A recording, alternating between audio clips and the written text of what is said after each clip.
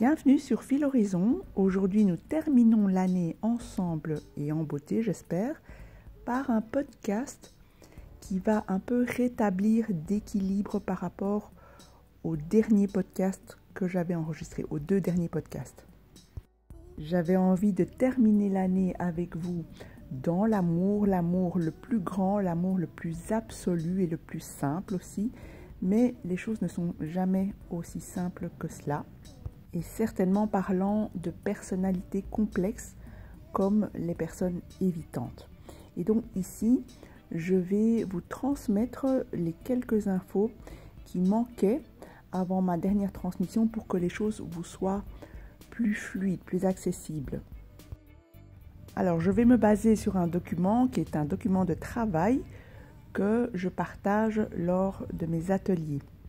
Il s'agit d'un schéma qui est basé sur les travaux et les études de Fairbairn. William Fairbairn, j'espère que je prononce bien son prénom, est un psychiatre, psychanalyste né en 1889. Et donc là, vous comprenez que tout ce que je vous transmets se base sur des études qui ont été établies il y a plus d'1 siècle. Et donc moi, je n'ai pas commencé ma réflexion en la basant sur les flammes jumelles. Ce sont des travaux en psychologie qui me permettent de vous transmettre ce que je vous transmets. Et bien sûr, qui m'ont permis de me comprendre déjà moi-même au départ. Et donc, si vous regardez ce tableau, on ne va pas aller dans le détail parce que je ne suis pas psychiatre, je suis coach. Mon rôle, c'est simplement de vous transmettre de l'information. Alors ici, vous voyez que ce tableau est séparé en 2 par une ligne horizontale. Au-dessus de la ligne horizontale, on va parler de la conscience de la personne évitante et en dessous de sa partie inconsciente. Alors, dans la partie consciente, on voit qu'il existe 2 instances de la personnalité de la personne évitante que vous allez pouvoir constater. Je les ai numérotées 1 et 2. Vous voyez en 1 qu'il y a une sorte de personnalité de surface, un masque, un faux self idéalisé. Ensuite, un peu plus en profondeur, il y aura un soi adapté à la vie quotidienne, en point numéro 2.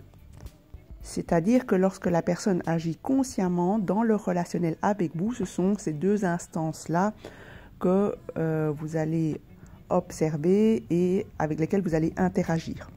Ensuite, dans sa partie inconsciente, il y a d'autres sous-personnalités, d'autres instances de sa personnalité avec lesquelles vous interagissez aussi, sauf que la personne, elle, n'en a pas conscience. Elle n'a pas conscience que ces parts d'elle existent en elle et ce sont souvent des parts plus agressives. Et ces parts-là, donc en numéro 3, 4 et 5, ne sont pas en train que de vous agresser vous. Elles sont aussi occupées à agresser en numéro 6 la vraie personne que vous aimez. Donc, si on parlait du soi authentique de la personnalité évitante, elle se trouve tapie, cachée, protégée par toutes les autres parts en point numéro 6. Et elle subit exactement comme vous les 5 autres parts. Et cette part-là, vous la connaissez très bien, c'est grâce à elle que vous avez découvert l'amour que vous ressentez et qui est en fait à l'intérieur de vous, sauf que cette part-là a réussi à la faire émerger. Et comment cette part-là, en point numéro 6 chez l'évitant, peut faire ça? Eh bien, c'est simple parce que cette part-là, elle est tout à fait pure, elle est vraiment de l'amour pur, elle est tout à fait vulnérable et authentique. Et donc, elle vient parler à la même part qui existe chez vous, cette part qui est faite d'amour pur. Et ça, vous savez tous que je ne suis pas en train ni de me la raconter, ni de vous la raconter. Vous avez tous touché à cette part essentielle chez l'évitant et chez vous qui est fait d'essence d'amour. Malheureusement, si vous comprenez bien mon tableau, chez l'évitant, il y a 5 parts, 5 entités dans sa personnalité avant que vous puissiez accéder à la vraie personne en numéro 6, il y a 5 parts qui sont là uniquement pour monter la garde et protéger la part numéro 6. Mais ces parts-là ne la protègent pas uniquement en étant sympa, ils la protègent même en l'agressant, en lui disant « Toi, tu fermes ta gueule, tu restes là, tu ne bouges pas, tu ne vas pas commencer à dire tes sentiments à tout le monde. » La dernière fois que tu t'es ouvert, tu as vu comment ça s'est terminé. Et arrête de pleurnicher parce que si on n'était pas là, eh bien, tu serais bien au 36e dessous. Donc voilà, je pense qu'il était quand même important de rétablir un peu de justesse dans la communication que je vous ai transmise précédemment. C'est-à-dire que oui, vous ne rêvez pas, oui, il y a vraiment cet amour pur derrière un évitant. Ce n'est pas comme auprès d'un pervers narcissique qui, lui, au départ de la relation, a scanné vos rêves et il va simplement vous les vendre gentiment et quand vous aurez mordu à l'hameçon, eh bien, il n'y aura rien derrière. Tandis que chez l'évitant, il y a vraiment, je vous assure, cette part qui existe vraiment, cette part d'amour pur. Mais, ici, c'est un mais que je ponctue et qui est très important à entendre. Eh bien, avant d'atteindre la vraie personne, le vrai soi authentique d'une personne évitante, c'est pas de la joie au quotidien, c'est beaucoup de souffrance en raison de ces 5 autres parts qui sont là pour la protéger, pour monter la garde. Et elles vont s'en prendre à vous. Elles ne vont pas s'en prendre à vous de façon frontale comme auprès d'un pervers narcissique qui lui carrément il vous déverse toute sa colère parce qu'il n'est pas capable de la gérer et il est obligé de le faire. Le pervers narcissique est obligé de le faire parce que sinon il deviendrait complètement fou si il ne déversait pas sa folie sur vous. C'est sa façon de se protéger lui-même. Donc le pervers narcissique se protège lui-même de sa propre folie en la déversant sur les autres. Malheureusement, eh bien, c'est vous qui en pâtissez dans ces cas-là et c'est vous qui frôlez la folie si vous restez trop longtemps en sa présence. Alors ici, revenons à la personne évitante. Donc, je parle bien ici de la personne qui souffre d'un trouble de la personnalité évitante. Quand on parle de trouble de la personnalité, entendez bien que c'est toute la personnalité qui est ainsi construite. Comment ces 5 instances de la personnalité vont s'en prendre à vous? Principalement, elles vont se bloquer, elles vont bloquer les émotions, elles vont bloquer le cœur et elles vont se mettre à l'abri. Ce n'est pas que la personne va s'en prendre verbalement à vous, c'est son retrait de la scène qui vous fait le plus de mal et l'impossibilité d'obtenir des explications ou une discussion entre adultes. Déjà, lorsque vous comprenez cela, c'est-à-dire que la personne va se sentir tellement mal qu'elle va être obligée de rompre le contact, eh bien, essayez, si c'est possible, de ne pas le prendre personnellement. Ce ne sont que des mécanismes, après tout. C'est sûr que lorsque vous le vivez, c'est pas marrant parce que vous n'en avez pas l'habitude et vous êtes plutôt en attente d'une explication, en attente de verbalisation, d'échange de paroles. Avec un évitant, oubliez. Oubliez dans un premier temps, laissez-le, il n'y a pas le choix. C'est un mécanisme de survie avant tout. Soit il rompt, il part ou il se met dans sa grotte, mais il n'y a pas le choix. C'est ça ou il meurt. Un mécanisme de survie porte bien son nom. C'est pour la survie de l'individu qu'il se met en route pour que l'individu ne meure pas. Alors, je ne vais pas élaborer ici cette partie qui est assez importante de savoir pourquoi c'est si important pour l'évitant de se mettre en protection, pourquoi il le fait soudainement, pourquoi ça a l'air si surprenant et si improbable. Déjà, comme je vous l'ai dit, j'avais vraiment envie de terminer cette année dans l'amour, dans la compréhension et dans l'ouverture. Et aussi, cette partie-là, eh bien, je vous invite à venir plutôt l'élaborer avec moi à travers mes ateliers. Je ne veux pas me prononcer ici à propos de ce sujet. Donc, croyez-moi ou pas, l'évitant, il n'agit pas comme ça pour vous faire les pieds. C'est pas une coquetterie, c'est une question de survie. Et je comprends et je compatis avec tout ce que vous ressentez par rapport à ce que l'évitant peut provoquer chez vous en termes de douleur, de blessures réveillées, de souffrance, déjà vous pouvez être sûr à 1000% que c'est exactement cela, ce que vous ressentez, c'est exactement cela qu'il a ressenti pendant toute son enfance et toute sa vie. Et donc cette chaîne, c'est une chaîne d'informations à propos de ce que potentiellement peut ressentir un évitant et la personne que vous aimez. Je ne suis pas là pour nier ce que vous ressentez en tant que proche d'un évitant, mais pour essayer de mettre un peu de lumière. Et par ailleurs, il y a des choses que je ne transmettrai jamais sur cette chaîne. Il y a des choses que je ne dirai jamais en public. Et c'est pour cela que je vous invite à venir à mes ateliers. C'est déjà un cadre plus confortable pour moi que de me mettre à poil devant tout le monde. Si je vous demandais d'aller ce soir vous mettre à poil sur les Champs-Élysées, je ne suis pas sûre que vous le ferez.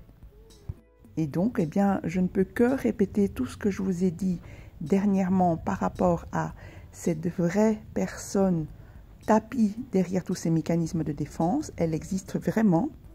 Elle est faite d'essence d'amour pur comme vous, mais elle est malheureusement derrière une porte blindée. Donc, il y a de nos jours des méthodes, et c'est ça que j'ai mis en place dans mes ateliers pour accéder à cette personne. À vous, en votre âme et conscience, de juger si c'est ce que vous avez envie de faire. Est-ce que vous avez envie de passer votre vie, consacrer votre vie à ça? Sachant qu'avant cela, vous allez surtout avoir affaire au mécanisme, donc c'est-à-dire aux 5 entités qui vont vous empêcher d'accéder à cette vraie personne. Moi, mon rôle de coach, c'est simplement de vous apprendre comment parler tranquillement aux 5 entités pour qu'elles vous laissent accéder à la vraie personne. C'est vraiment très simple, donc ne restez pas en boucle pendant des décennies à vous poser des questions. Venez aux ateliers. Le premier atelier en ligne se tiendra le dimanche 8 janvier à 17h, heure de Paris. Vous trouverez toutes les informations en barre d'infos ou en m'écrivant sur filhorizon@gmail.com. Je vous recommande mon podcast « Fuir ou pas un évitant » si vous ne l'avez pas encore écouté. Vous y trouverez les points de vigilance à tenir en compte par rapport à l'approche de ce type de personnalité, car on ne peut pas minimiser les dégâts collatéraux qu'elle peut créer dans son entourage, et notamment envers la personne qu'elle aime le plus. Mon discours et mon hypothèse la plus évidente, c'est que ces dégâts ne sont pas liés au fait de l'un ou de l'autre, mais de l'incompréhension entre les deux. La toxicité est liée au delta, la différence entre deux personnes qui ne se comprennent pas. Dans ma méthode de travail, je ne vais jamais pointer une personne ou une autre, je pointe simplement la différence et la systémique entre les deux. Le fait que dans la relation se crée la toxicité entre les deux. Parlant de relation avec une personnalité évitante, bien sûr. La bonne nouvelle, c'est que si c'est relationnel, eh bien, cela peut être aménagé, amélioré, voire totalement changé. Si un seul des éléments de la systémie change, c'est toute la relation qui change. Et donc déjà, eh bien, à nouveau, je vous félicite d'avoir senti cette personne-là parce qu'elle est vraiment tapie à l'arrière. Bon, c'est vrai qu'en début de relation, vous l'avez eu, à mon avis, de façon pleine et ça a dû être très goûtu, ça a dû être délicieux pour vous, ça a dû être intense et fort et beau. Ce n'est pas quelque chose que vous auriez, vous, fantasmé et ce n'est pas quelque chose que l'évitant joue. Il ne fait pas semblant, c'est vraiment lui, la vraie personne, telle qu'elle, sauf que elle est tout à fait planquée derrière d'autres entités.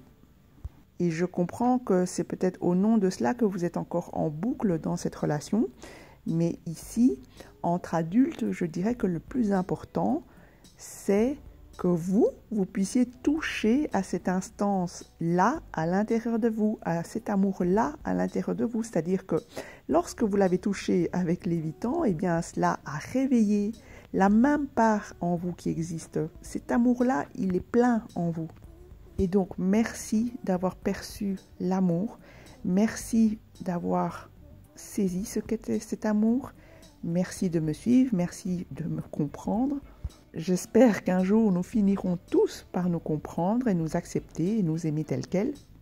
Prochainement, à partir de janvier, je vous proposerai des podcasts qui seront plutôt des études de cas, des études situationnelles, du concret. Et cela va vous permettre de mieux saisir, de mieux percevoir qu'est-ce qui s'est passé entre ce que vous avez vécu qui était fabuleux et la coupure.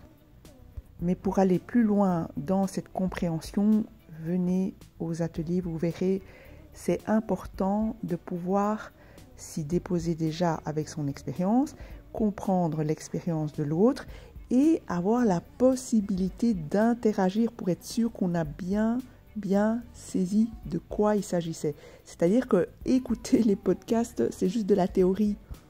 Le changement ne procède pas par la compréhension intellectuelle, parce qu'autrement, vous pensez bien qu'avec tous les podcasts que vous avez écoutés, tout aurait déjà changé. Le changement procède par l'action. Et donc, dans les ateliers, je vous donne des exercices et nous nous mettons en action. C'est par l'exercice tout simple, par la mise en action que vous changez votre intériorité, votre vibration et que l'autre le sent et qu'il change également. Je ne vais pas vous mentir, cela ne va pas se faire en un claquement de doigts, mais il y a une méthode, donc venez la découvrir. Je vous expliquerai en détail que sont ces 5 instances dans la personnalité de l'évitant et aussi tout ce qu'un évitant ne vous dira jamais. Encore une fois, je vous souhaite une merveilleuse fin d'année. J'espère que l'année 2023 sera riche pour vous en découverte sur vous-même d'abord, sur l'amour que vous portez en vous, que vous rayonnez en vous. Et aussi, je vous souhaite plein d'amour, beaucoup d'amour pour vous et tout votre entourage.